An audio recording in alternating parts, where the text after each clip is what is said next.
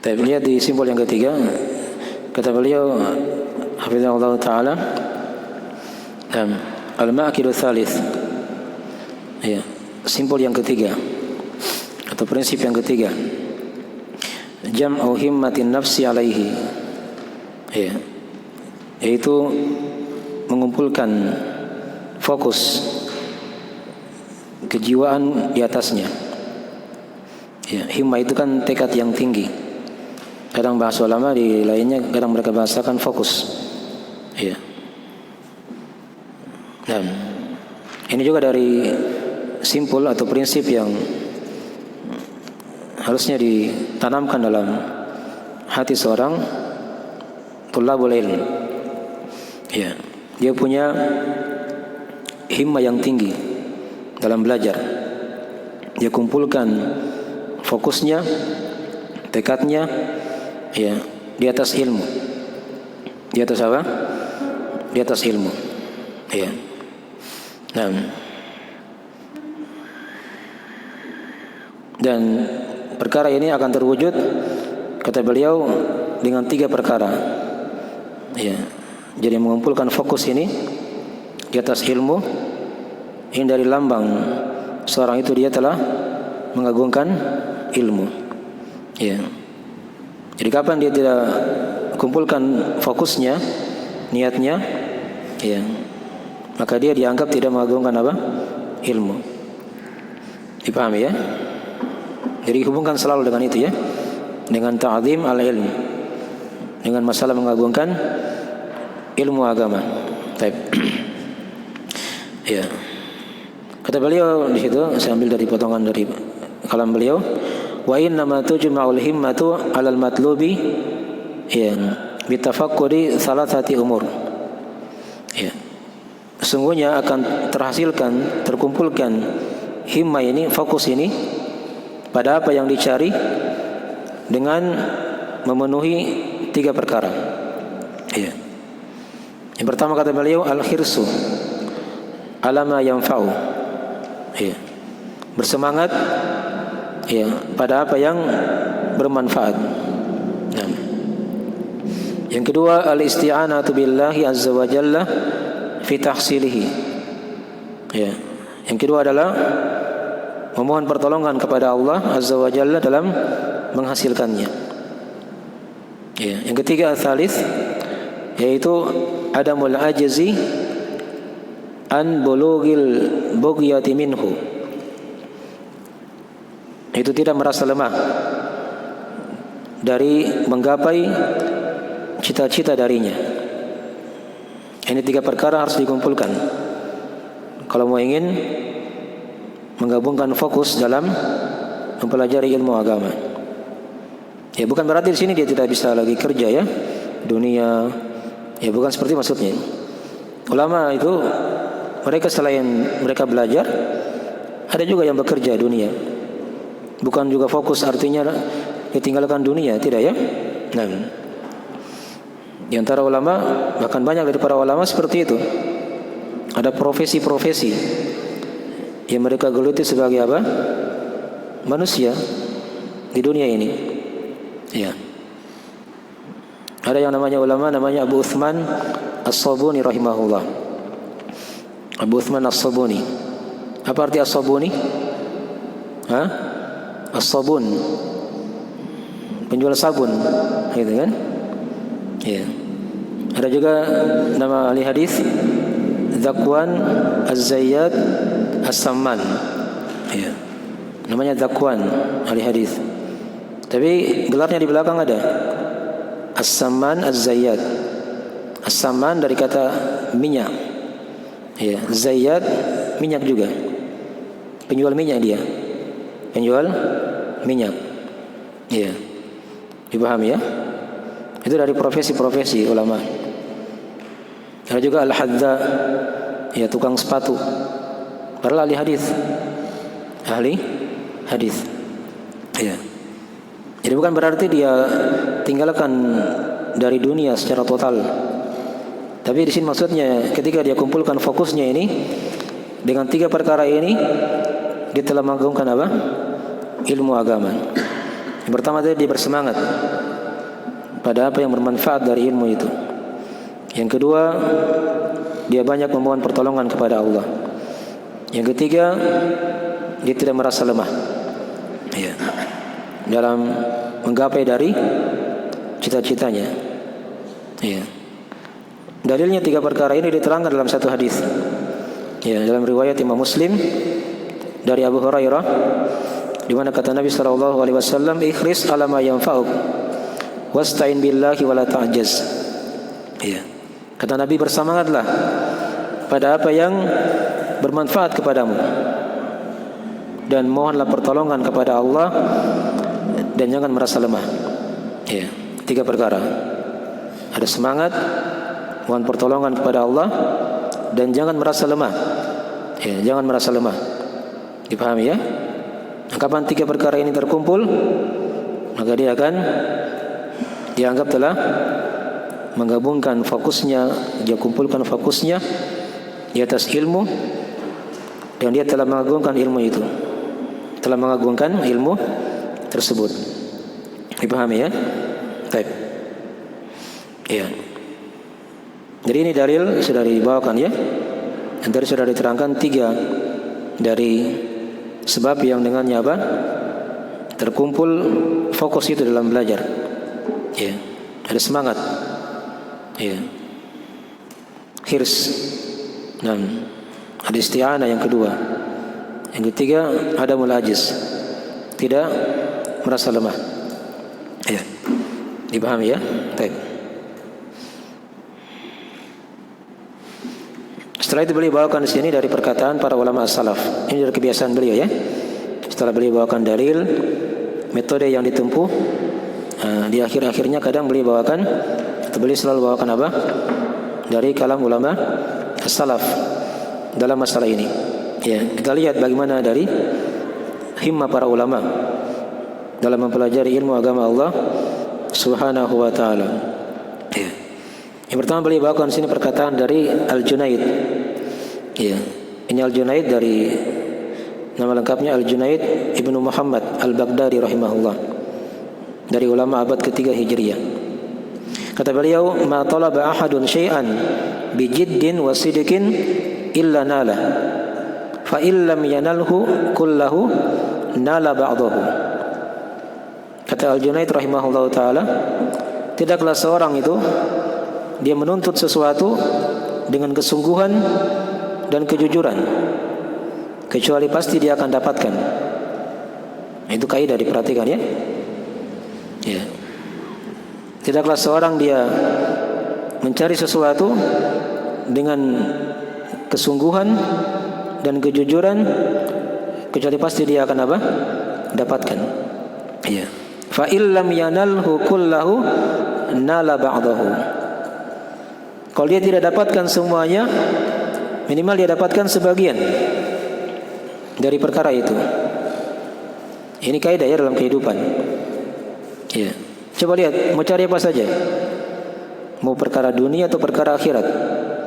Kalau dia sungguh-sungguh, jujur, dia pasti apa? Dapat. Ya. Kalau dia tidak dapat semuanya, dapat sebagian. Dipahami ya? Dapat sebagian. Dan baik, ini dari perkataan Al-Junaid rahimahullah taala. Ya, berikutnya beliau bawakan perkataan Ibnu Qayyim rahimahullah taala dalam Al-Fawaid. Kata beliau, "Idza tala'a najmul himmati fi dhalamil lailil batalah, ya, wa radifahu qamarul azimah, asyraqati ardul qalbi binuri rabbiha." Kata beliau rahimahullah taala, jika telah tampak, telah terbit ya bintang himmah itu, ya, semangat yang tinggi, cita-cita yang tinggi di kegelapan malam yang gelap gulita, kemudian diikuti oleh bulan azimah, maka kata beliau, asyraqati ardul qalbi binuri rabbiha, maka apa? Asyraqati ardul qalbi, maka buminya hati itu akan bercahaya dengan cahaya dari Rabb-nya. Ini bahasa Ibnu Qayyim dalam sekali ya. Beliau sini gambarkan dari gambaran tingginya semangat, himmah, cita-cita yang tinggi dari para ulama kita. Iya.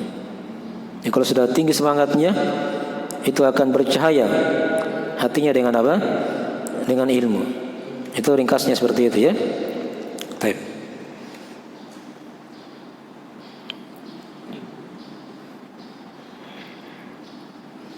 Ya, berikutnya beliau bawakan sini yang lain lagi dari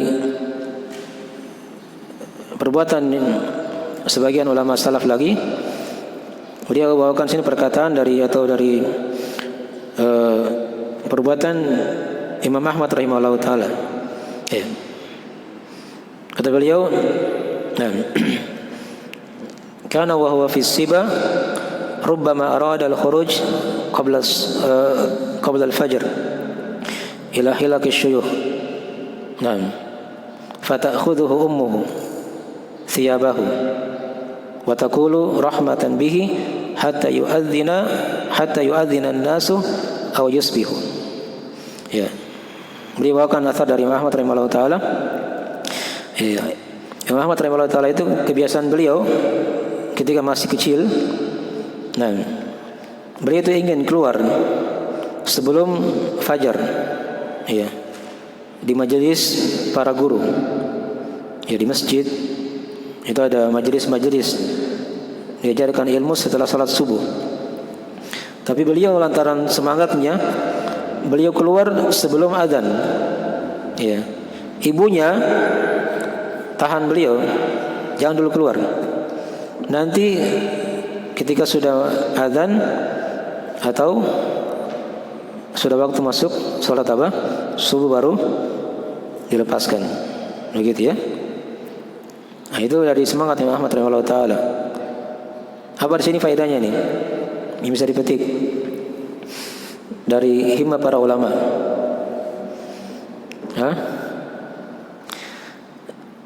Mereka datang di majelis ilmu itu sebelum guru datang. Sebelum guru apa? Datang. Kalau kita sekarang terbalik. Dipaham ya? Gurunya sudah datang, sudah baring-baring, baru murid datang belakangan begitu. Tapi masih syukur datang, masih bisa mau belajar. Daripada tidak datang. Kalau ulama di masa dahulu tidak seperti itu. Ya, jangankan azan subuh ya, belum azan sudah muncul di masjid. Ya. Dipahami ya? Menunggu dari apa? Majelis ilmu. Ya. Baik. Itu dari himmah para ulama. Kita baca ya. Sengaja beliau bawakan di sini dari berbagai macam dari model-model para ulama dalam belajar supaya apa? Seorang itu punya semangat. Ya. Kemudian beliau bawakan berikutnya dari asar Al-Khatib Al-Baghdadi rahimahullahu taala. Ya. Al-Khatib Al-Baghdadi rahimahullahu taala. Ya, dari ulama abad ke-5 Hijriah ya. Beliau ini pernah membaca Sahih Al-Bukhari. Sahih Al-Bukhari ya, dalam waktu hanya 3 hari saja. Iya. 3 kali majelis kepada guru beliau yang bernama Ismail Al-Khiri rahimahullahu taala. Ya, di 3 kali majelis. 3 kali majelis. Itu Sahih Al-Bukhari tebal ya. Ada yang cetak 4 jilid, ada yang cetak 2 jilid tapi tebal sekali kalau satu cetak di jilidnya itu.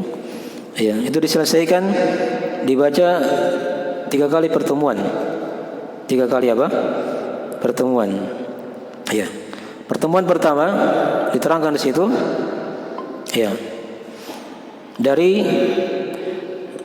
setelah salat maghrib, ya, sampai salat subuh. Ya, itu 2 malam majelisnya. Dari pada maghrib sampai azan subuh. Ya, tidak tidur baca Sahih Al-Bukhari kepada guru beliau. Ya, siangnya mungkin gurunya ada pekerjaan lain. Ya, nanti majelis keduanya pada maghrib lagi sampai sholat subuh lagi 2 kali seperti itu. Ya. Ternyata Sahih Al-Bukhari belum selesai.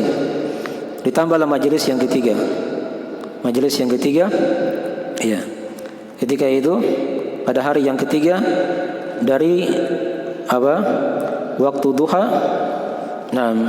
sampai sholat maghrib. Ya. Sampai sholat maghrib. Jadi tadi istirahatnya itu hanya, kalau majelis pertama kan istirahatnya hanya hanya sholat isya aja istirahat. Setelah isya lanjut lagi sampai subuh. Majelis yang kedua ada sama, pada maghrib hanya break sedikit sholat isya, baru baca lagi sampai subuh. Majelis yang ketiga dari waktu duha. Ya, pada subuh kan mungkin dengan duha kan berapa jam? Mungkin 1 jam atau 2 jam, begitu ya. Dari waktu duha sampai maghrib. Belum selesai Sahih Bukhari dibaca. Setelah maghrib lanjut lagi sampai Sampai subuh. Sampai subuh. Nah, itu semangatnya ulama dalam belajar ya. Ya. Kalau mungkin di zaman sekarang tidak ada yang seperti itu. Ya. Kadang ada bahasa ulama itu, nanti kalian kencing darah dulu baru bisa seperti itu. Ya. Nanti kencing darah baru bisa seperti itu. Dipahami ya? Jadi jangan heran mereka ini pahalanya besar sekali. Ya, karena al-jaza min jinsil amal. Balasan disesuaikan dengan jenis amalan. Yang santai-santai juga. Ya, sedikit juga pahalanya. Dipahami ya? Baik. Ini dari gambaran-gambaran ya dari para ulama kita. Ya, himmah mereka dalam mempelajari ilmu agama. Ya. Ya, banyak ya kalau kita ingin cerita lagi di sini. Ada sebagian lagi tapi saya baca. Ya. Yang terakhir sini kita bawakan dari imam yang lain lagi yang terkenal juga, yaitu Ibnu Aqil Al-Hambali rahimahullahu taala. Ibnu Aqil Al-Hambali rahimahullahu taala. Ya. Ini beliau ketika berada di umur 80 tahun itu beliau masih mempelajari ilmu agama. Ya. Masih mempelajari ilmu agama Allah Subhanahu wa taala. Ya, semisal dengan itu juga dinukil dari imam, ya. Dia masih belajar ilmu qiraah. Ya, masih belajar ilmu qiraah. Ya, Ibnul Jauzi. Imam Ibnul Jauzi rahimahullahu taala di umur 80 tahun. Ya. Itu umur 80 tahun itu kan bagaimana? Orang sudah tua.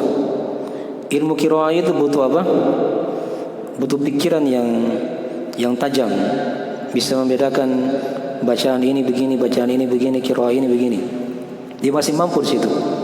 Ya, Ibnu Jauzi rahimahullahu taala. Ketika dia datang di majelis ilmu, dipapa oleh anaknya, berjalan, duduk di majelis ilmu untuk bertemu dengan guru yang ahli qiraah. Nah, di sini juga ada pelajarannya, kata para ulama, belajar ilmu qiraah itu bisa belakangan, bisa nanti belakangan. Kalau sekarang intinya dia bisa baca Quran dulu, tajwidnya bagus, satu qiraah itu sudah cukup. Masih banyak ilmu yang lain yang mau dibahas. Ya. Kalau dia ingin bahas ilmu qiraah nanti, ketika dia sudah belajar dari cabang-cabang ilmu yang banyak, itu belakangan. Seperti Ibnul Jauzi rahimahullah taala. Dipahami ya? Di umur 80 tahun beliau masih bagus fikirannya dalam mempelajari ilmu agama Allah Subhanahu wa taala. Ya. Kemudian di sini kita tutup dengan satu bait syair ya, diterangkan oleh para ulama. Kata mereka, kun rajulan rijaluhu fi thara wa hamatu himmatihi fi thuraya. Ya, kata para ulama, jadilah kamu seorang lelaki yang kakinya itu menapak di bumi, tapi semangatnya tergantung di bintang Thuraya. Bintang Thuraya itu biasanya bintang yang terang, Kalau ada kita lihat bintang di langit yang nampak terang, itu namanya bintang apa? Thuraya. Itu penggambaran dari tingginya cita-cita para ulama. Dia berjalan di bumi orangnya, tapi semangatnya tergantung di bintang di langit. Dipahami ya? Itu baru seorang yang mempelajari ilmu. Dia tembus semuanya. Mau ada halangan di situ dia jalan saja. Dipahami ya? Selagi memang dia yakin di atas apa? Kebenaran. Baik. Mungkin dari sedikit ya dari hal-hal yang bisa diambil dari simpul yang ketiga ini. Dia fokuskan, dia gabungkan fokusnya dalam ilmu ini. Ya, dengan 3 perkara tadi itu ada semangat. Tapi ingat ya, jangan hanya semangat saja. Mohon pertolongan kepada Allah. Kalau bukan karena bantuan Allah kita tidak bisa belajar misalnya kan. Dan yang ketiga, jangan merasa lemah. Ya, jangan malas kalau bahasa lainnya. Dan tadi yang keempat, kalau mau ditambah juga, ketika dia ingin bisa tinggi cita-citanya, ya, dia banyak membaca, mendengarkan dari apa? Dari sirah para ulama terdahulu dalam belajar. Ya, dulu mereka itu serba kurang ya, serba kurang fasilitasnya. Kadang mereka pergi belajar itu jalan kaki. Ya, tidak ada kendaraan. Tidak ada apa? Kendaraan.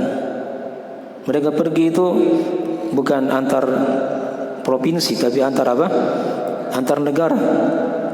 Mereka seberangi semuanya. Ya, itu dari himmah yang tinggi. Ya, dari para ulama kita di masa dahulu kala. Baik. Ini dari akhir dari simpul yang ketiga ya. Dan simpul yang ketiga insyaallah taala cukup. Nanti setelah asar insyaallah taala kita akan bahas simpul yang keempat dan simpul yang kelima. Ya. Terus segera itu dulu dari akhir majelis ya. Mungkin mau istirahat. Kita bahas nanti sambung di sesi yang ketiga setelah salat asar.